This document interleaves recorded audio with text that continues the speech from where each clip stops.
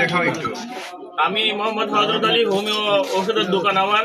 আমি নতুন শুরু করছি। আমার প্রায় 5 লক্ষ টাকার আমি ওষুধ উঠাইছি। বিএনপির সন্ত্রাসী বাহিনীরা এখন কি করছে, আমার এখানে একটা আলমারি ছিল, আলমারিতে অনেকগুলো ওষুধ ছিল, সব নিয়ে গেছে। 5টা চেয়ার টেবিল সহ, টেবিল ছিল, টেবিল সহ দেখেন ফ্যানের যে অবস্থা, সব ওষুধ ছিল সব একদম তছনছ করে দিয়ে গেছে।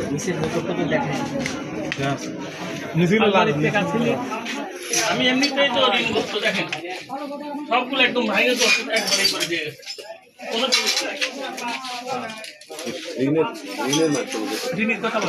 আমি এখানে কিছু জমি জমা মানে অনেকগুলো আমি করেছি, এবার ঋণগ্রস্ত করে এখনো আমার অনেকগুলো টাকা ঋণগ্রস্ত। আমি নতুন দোকান করছি, 5 লক্ষ টাকা শুধু আমি ওষুধ উঠাইছি। আমার ক্যাশে অনেকগুলো টাকা ছিল।